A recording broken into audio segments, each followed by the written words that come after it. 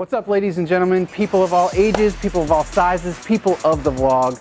We are going to be putting on some Y32 coilovers today. They're made by Fortunato. They're the 500 series.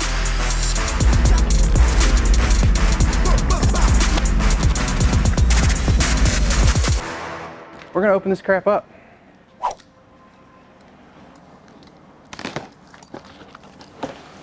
All right. Thank you for purchasing Fortunato coilovers. Got some wrenches, some hardware. Got some brake line clips, adjustable front sway bar end links. Some people said they've needed them, other people said they haven't. I found that we need them, so they include them for us. So if you go to order a set, make sure you talk to your salesman about including a set. Otherwise, you have to cut your factory ones and re-weld them back together. It's not that much fun.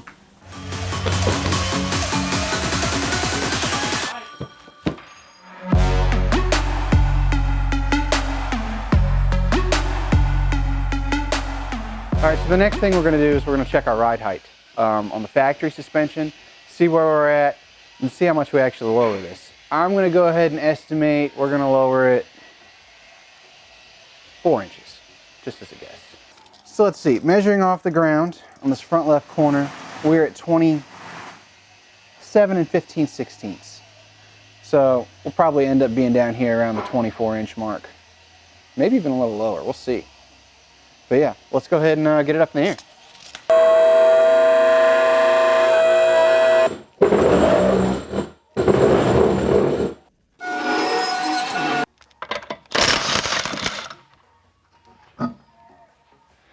So the first thing you need to do is disconnect your brake line, take your caliper off, get your rotor out of the way, and spray everything because they're 25-year-old cars. So just literally anything you need to touch to break loose, just spray it. It's not going to hurt anything. See, that was so easy. It's going to save you so much time. First thing I'm going to do is take off this brake line. It is a 12 millimeter.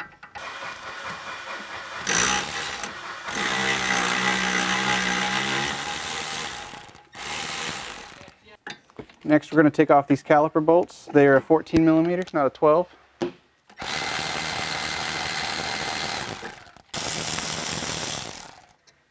Little trick I like to do when I take calipers off is just give it a nice little pull. Makes it a little bit looser. Makes it a lot easier to come off. Makes it a lot easier to get back on later. I'm going to grab a zip tie for this. Hold it up out of the way. Alright, once you have the caliper out of the way, it's secured, so you don't have to deal with it anymore, you want to take your caliper mounts off. This is a 19 millimeter, and it's good to use a 1/2 inch drive on this just because you have a little bit more length. These bolts are generally tight. And the 1/2 inch drive really just makes it easy because it takes all the work out of it with a little bit of leverage. Now that you have them broke loose, you can switch back over to 3/8 drive, zip it off.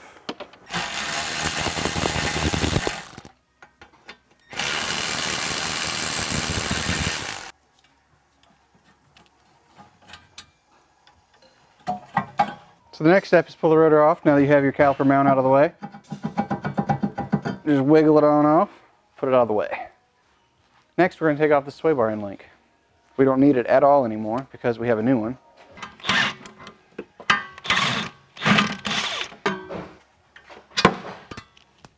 Next, we're going to pull this tie rod end off.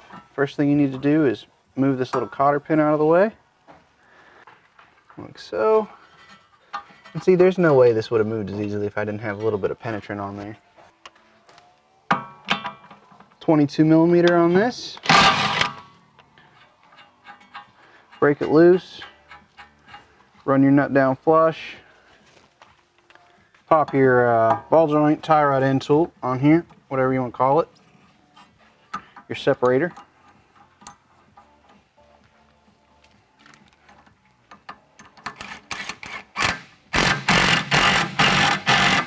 I generally leave a little bit of space, that way I can hit it with the hammer.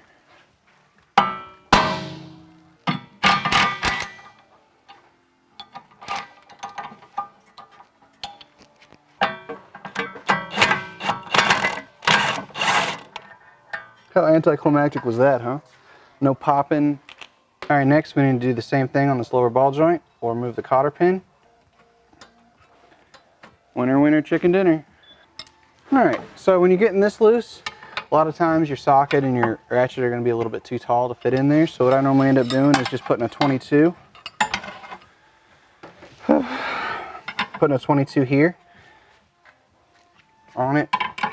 And then I'll just end up prying a little bit right like this to break it loose. See how it's already broke loose?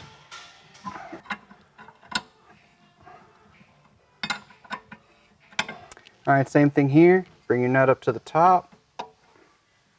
Maybe tie right end out of the way. A little bit of pressure, then it's hammer time.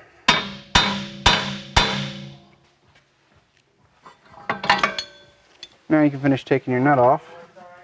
The reason I spin these things up to the top is that way you don't risk messing up your threads. You have the pressure from that clamp on it, because you don't want to have to replace a ball joint if you don't have to. Same way with the tie rod end, you don't want to have to replace it unless you have to.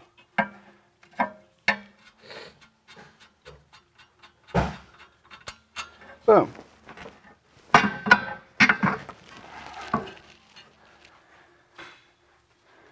Now we just need to take it down and take loose the 3 14mm up top. You get to the last one, make sure you have your hand on it supporting it, because these some guns are heavy.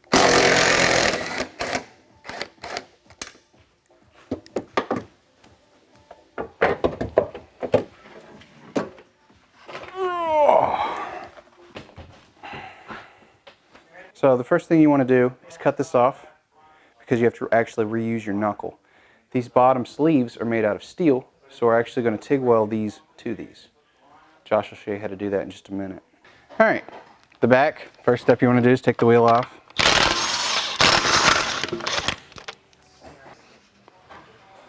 Backside is a considerable amount easier.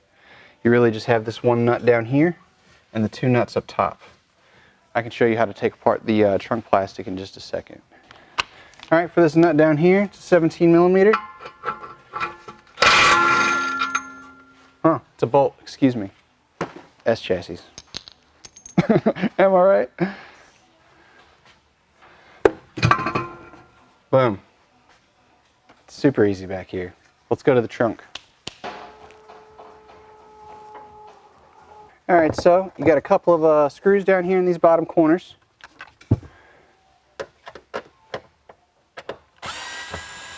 One on this side. Alright, so you have some push pin clips over here on the right side. And I guess I just got to take this thing over out. There's a row that runs across the center and a row that runs across the top.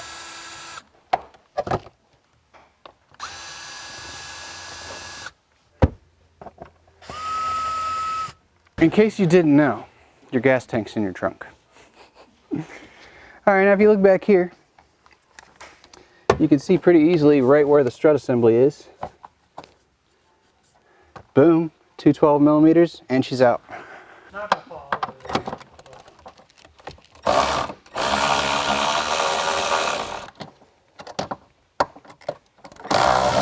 One thing to mention is if you can leave it on the bottom if you're by yourself, but if you have a friend who can grab this, because as you can see, it's falling. All right.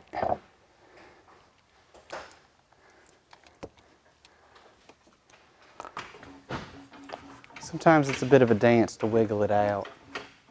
Understand. Ta-da, thank you, Dan. So this is your factory dust shield. If this is in good shape, it's good to put this on your new coilovers because it actually will help with dust getting into your trunk and engine compartments. All right, now that we have our rear coilover off, we're going to start putting our new coilover on. First of all, remember to remove these nuts, because if you don't and you get it all up into place and you're like, why is there space? It's probably because you left the nuts on. For preload adjustment, you have 7-inch springs. So right here we have 6 7/8, so we're an 1/8 of an inch preload. So we're just going to leave that alone. We're going to lock this spring perch collar down with the Allen wrench that they so nicely provided.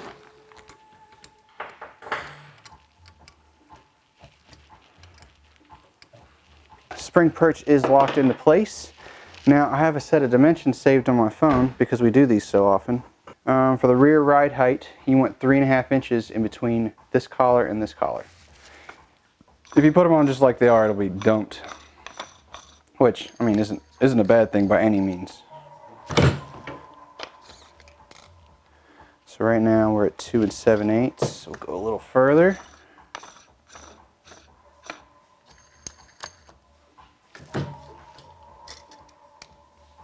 Three and a half. Dead on the numbers. Generally wait to lock the collar down until you get it on the car, just because you can spin this if you need to, just to tweak it. Alright, and once you have that adjusted, just pop this sucker on and have your buddy handy again to help you put it back in.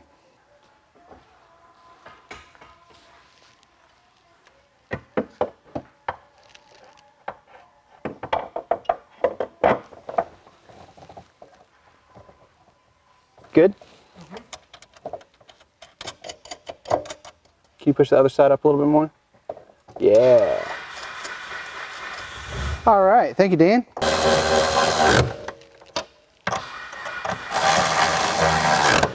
If you want to, you can cut a little hole in the top of this for your dampening adjustment. I generally just leave them off. It's up to you. Like I said, because the dust collar was in good shape, so we know you're not going to get extra dust in your trunk. Alright, so once you have this back, you'll notice there's definitely a height difference. So when you put this on, you need to push up like so. You can also use a floor jack if you have to. If you're close enough to the ground, you can just jack it up. It's sometimes easier. Also, if you're going a lot more of a distance, like if you're taking if you are slamming it originally, I mean, there'll be a good height difference. You really got to get up, and so floor jack is your friend. So just take the bolt, stick it back in,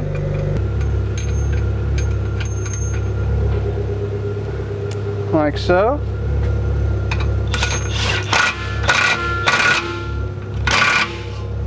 Give it a nice snug. 3 ugga-duggas. And the back's done. Alright, now that we have our strut assembly out, we need to cut the knuckle off of the original strut so we can weld this knuckle to our new coilover knuckle. One of the things you want to watch out for is the orientation of the sway bar and link mount. So to do that, I just generally do something like this. Just put it flat against it, come down here, and mark this this knuckle right here like this. That way he knows when he's welding these new coilovers to it, this is in a line. As long as he does the exact same thing, it's going to be perfect. Also have a little arrow indicating on which side this needs to be on, just to keep it simple. I also put an R on it because of the right side. Keep things simple. We're going to end up repainting these anyways once they get welded together, make it look all nice and fresh. Alright, so got this all mocked up. I actually have one over here ready to be cut, so we're going to go do that.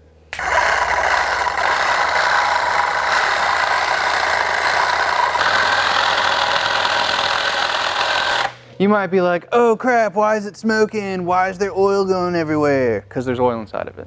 Like, you don't have to drill a hole to relieve pressure or anything, you just cut.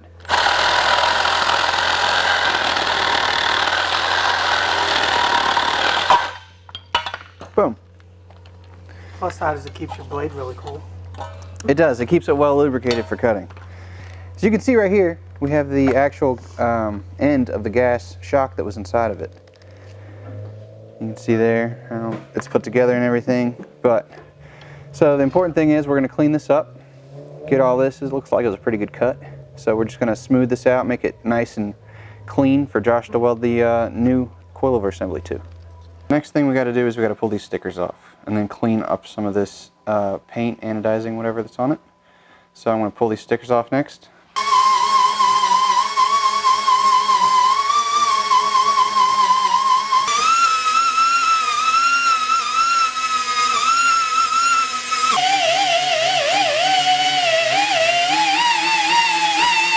So now that we have it all cleaned up, ta-da, I'm actually going to clean it up a little bit more yet, but you can see how easily this goes down and in, and then all you have to do is line this tab up with that, and you know exactly where it needs to be.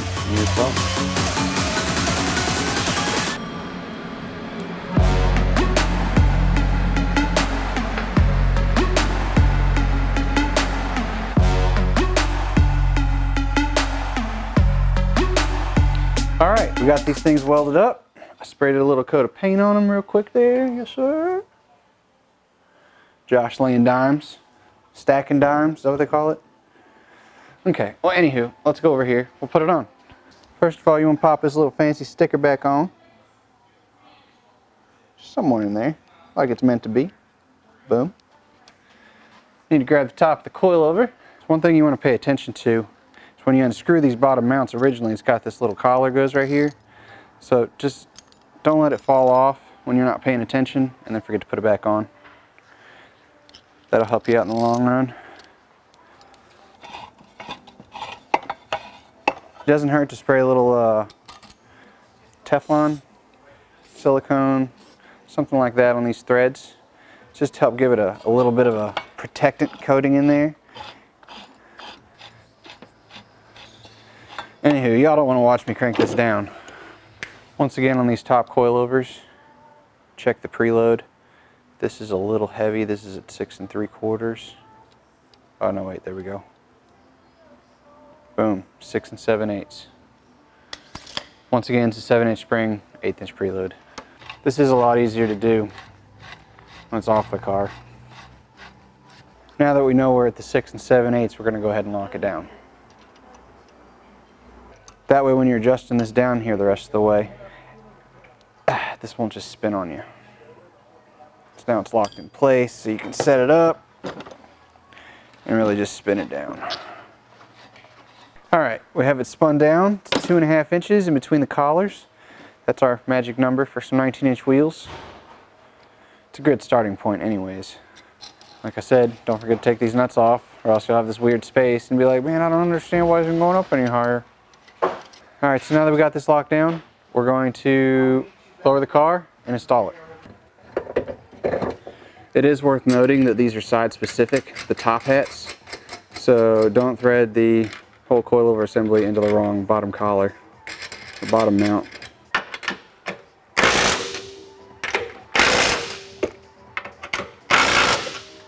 Now we got it in, back up in the air. Now you can see I still have my collar loose, it's not a big deal. But you can also see just how much lower it is right there instantly, because that's where it's used to sitting, you know, all the way up. Now, one thing I forgot to do, because I'm stupid, I forgot to take the rest of my tire or my sway bar end link off, so I'm going to do that now. Alright, so the next thing to do is just lift your lower control arm here up into your knuckle. It's good to have your nut here handy, ready.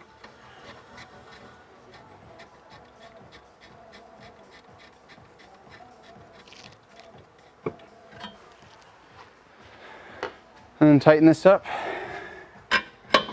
And like I said, seeing there's not really enough room to get a socket and a torque wrench in there, I normally just go about as snug as it was when I pulled it off. They're generally not incredibly tight. So you can do the same thing when you're snugging it down. Just use a pry bar and your wrench right here. Smack yourself right in the face. Alright, now that that's nice and tight, put yourself a fresh cotter pin in. Alright, now that that's done, it's pretty much just reverse order of how you took it apart. Just put it back together.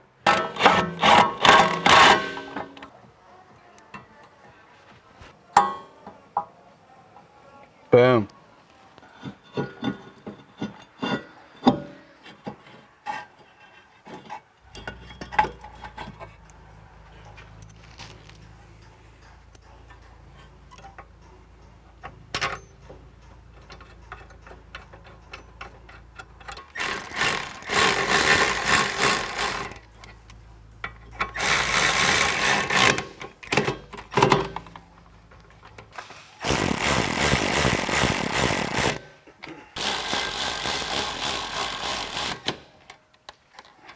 Now that we have that on, we're just going to install this aftermarket sway bar end link.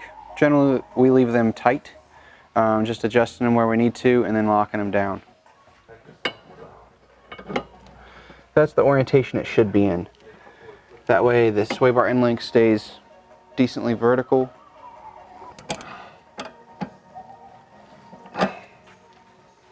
Alright, so now that you have your sway bar end link on, just go ahead and tighten the locking nuts. That way it doesn't spin out on you or do anything funky.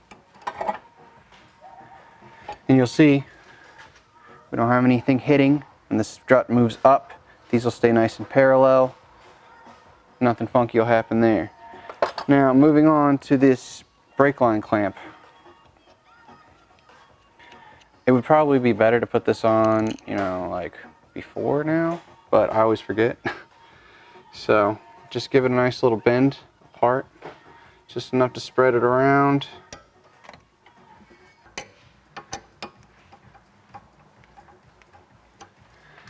Alright, I did have to change this out to a longer bolt. The one that comes with it isn't quite long enough to sandwich it like that.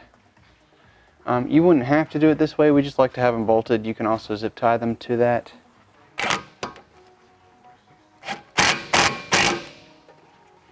Boom. Alright, remember to lock your collars down, because you don't want to forget that. The top one already is locked down. As you remember, we locked it with the Allen key. Double check and make sure you haven't forgotten anything. Just look around. Don't forget to pump your brake pedal because you had your caliper off. And I hope this video has been super informative and awesome and educational. It's a pain in the butt to put coilovers on one of these things, but it is quite rewarding when it's finished.